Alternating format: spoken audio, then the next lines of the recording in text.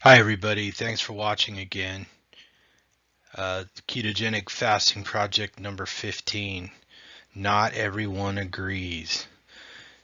If you do any sort of reading, podcast watching, just general discussion, maybe you belong to some Facebook groups or some other forums online, you're going to find out that there people disagree on all kinds of stuff. And these disagreements don't necessarily get in the way of individual success, though they can. And that's why every plan has to be individualized to some extent.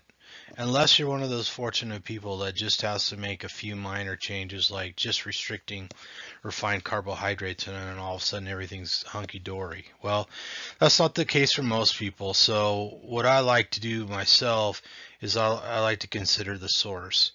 Am I talking to somebody who's just speaking from personal experience? I was having a discussion with somebody in an unrelated Facebook group, and this guy has like 8 or 9% body fat. I think he might be a trainer, and he's a guy of probably similar in age to me, but quite a bit smaller build, and clearly, didn't have metabolic disease or obesity or any of that. And he was pushing the idea that caloric restriction was all you need. Like, cut your calories, work out like an animal, you'll be super ripped like me. Now, he was very lean and he was in good shape. I wouldn't say that he had a tremendous amount of muscle mass, but so for a guy who works out all the time, it's not necessarily everybody's idea of success, but certainly he seemed like a healthy individual who spent a lot of time working out. So I got nothing against it except that caloric restriction by itself doesn't really work as a long-term strategy for most people, and he didn't believe that. I mean, I adamantly believed something else, but which I can understand why. And you also have to consider perspective. Are you talking about somebody who's been athletic their whole life? Or are you talking about somebody who's sick? Somebody who's fighting some sort of immune disorder? Somebody who's got cancer and had cancer treatment? Somebody who's been laid up with a broken leg? Somebody who's got some other sort of disease or dietary restrictions or whatever? So the person conveying the information and then the perspective from which they're telling it, is it just their own personal experience? Do they help a lot of people? And what type of people do they help? Are they just trying to help athletes get to the next tier, or are they helping people with life-threatening illnesses? This all plays into quite a bit of why there's differences in what people believe works and doesn't work in the ketogenic fasting arena. I've mentioned many times Dr. Jason Fung. He's a guy, he's a kidney specialist. A lot of his patients are very ill. They're obese, they have diabetes, and often they have heart problems.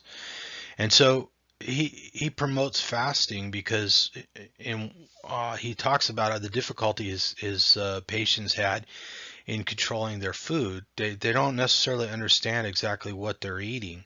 So it's different when they don't understand proteins, fats, and carbohydrates. It's very hard for them to make the right choice because nobody's standing there all day, every day saying this is this and this is that, and it's just outside their experience. That's another reason why I like people to encourage people to keep learning and to keep practicing and to have a greater understanding because it gives you control. But his perspective is different from a researcher. Like if you hear interviews with Dr. Patrick and Dr. Baker and Dom D'Agostino, they're all researching or performing as athletes from a different perspective. Dom D'Agostino works on developing supplements that are easy for people in the field to maybe a soldier or an athlete can use to enhance performance. And that's different from Dr. Fung, who's trying to help people turn their health around when they've been decimated and they have multiple diseases. And then, of course, a lot of the research is driven by athletes who are trying to get to the next level, and they go to a specialist and they're like, oh, what can we do to improve endurance or to improve recovery from an injury or to improve strength or stamina or whatever. So those all come from different perspectives with different tools employed to achieve the end, and they're not necessarily the same as somebody like myself who's just an everyday guy who's not an athlete, would like to be an athlete, but who's trying to improve their health, cut down their body fat, get rid of autoimmune diseases, and live a long life. I think we all have the potential to live roughly 120 years. So why can't we get at least 100 quality years? So there's them, and then there's everyone else. Um, the ketogenic diet, by most who are in the know, consider curing diabetes, at least type 2 diabetes, but also managing type 1 diabetes as low-hanging fruit. You can basically get rid of type 2 diabetes up until the final stages. And if you read a book like The Walls Protocol, you learn that it can be used to manage MS. And then for a lot of people, it's a slam dunk for arthritis. And then more and more is being learned about heart disease, but there's a number of people who have reversed heart disease by changing their diet. And there's multiple diets. If you read the book How Not to Die, they talk about the author's a doctor, and he talks about how his I believe it was his grandmother reversed her heart disease on a plant-based diet. It's a complete opposite of a ketogenic diet. In fact, he talks a lot about how meat's just going to kill you a million different ways. So when you consider the information, consider the source, see where it came from. Is it about athletes and performance? Is it product development, like a supplement, like a ketone salt or a ketone ester? Is it to sell books? Sometimes doctors get these patients in, they have these problems, and they're like, well, you should do this, get on this diet, and it cures the patient's illness, and then he gets a reputation for helping those people, and they keep coming in, and then so the guy's like, well, I'll write a book because it'll help everybody with this problem.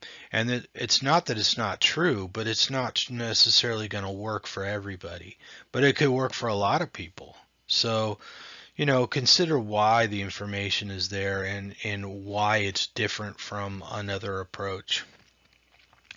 Sometimes, it's an approach by a famous trainer or specialist, and they need to attract and keep clients. But again, every detail may not be for everybody, and that's why you got to know yourself and be able to individualize both your diet and your exercise.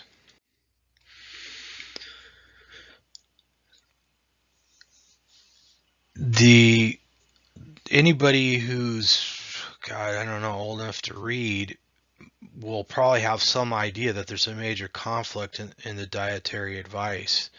And sometimes, it takes an entire generation to die before the paradigm changes. And you hear this a lot in science. It's, people are so stubbornly clinging to an idea that they were taught, whether they really have proof of it or not, that you're really battling their emotions. And sometimes people just never give in to the better information or the new data. They never take the clues where they lead them. So and people have personal biases for whatever reason, whether it be success or what they were raised to believe, or some piece of information they believe is a fact that really isn't. And you could never take out the individualized health um, component to it, or variable, because we're not all identical, and we haven't all had the same medical treatments, the same food, the same exercise, the same environment, the same genes. So that can account for differences. Sometimes people have success in spite of themselves too, and you got to take that into account. And then there's always new data coming out. There's new information, there's new research, there's new success. So that can also account for, you might be reading a book that's 10 years old and it seems new, and then a book, that's a year old has some new information in it that's better. Could be worse too. So there's a lot of ways to explain the differences, and that's why everybody's got to take it upon themselves to find out. Now, I'll make a good example. Two of my favorite subjects is Dr. Jason Fung and Stephanie Persons. I talked about Jason Fung before. There's lots of videos of him on YouTube. He's been in lots of podcasts and stuff. And Stephanie Persons is a trainer. I believe she used to be a professional skateboarder. She's quite athletic, and she has a remarkable physique. I mean, she's in amazing shape. I think she's right about 50 years old, and she's just stunning. And she did a lot of really informative videos on ketogenic diet and fitness, but she's adamantly opposed, at least in the videos I saw, to fasting, and she's kind of got a beef with Dr. Fung. She believes that fasting is bad for you, or at least not good in the context that she trains people. And I like them both. I think they have a lot to offer everybody, and I certainly wouldn't want to choose one or the other, but I think fasting definitely has its place. And I think when you consider the two different roles that they each play in helping different types of people, I think it starts to make sense why maybe from her perspective fasting seems like a bad idea, and from his perspective it seems like an excellent idea. Both of them, both this referring to Jason Fung and Stephanie Person, both of them get results. Both of them have success. Both of them help people. So it's easy for them to sort of cement their advice in the real world and yet still be in conflict. So, anyways, I know people have a tough time carving out time every day, but I'd like to encourage people to learn every day, to try and look at the connections in the information so that you can make an individualized plan for yourself, to keep doing your homework. I mean, what is more important than your health? What is more important than combating the worldwide epidemic of diabetes, the most expensive thing facing us? And you want a pothole filled, or do you want somebody to have their insulin? Do you want to end nuclear proliferation, or do you want to just make sure everybody gets their metformin? That in a global sense, this is the most expensive thing we face.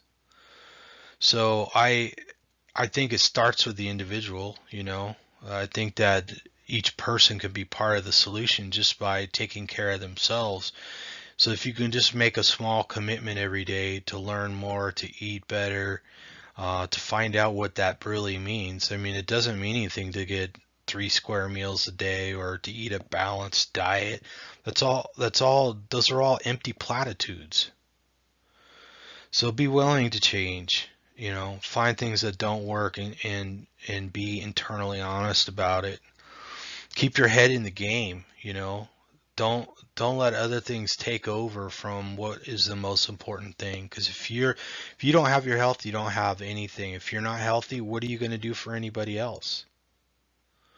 The information is cheap. The real investment is your time. So I want to encourage everybody to keep that in the forefront of their thoughts.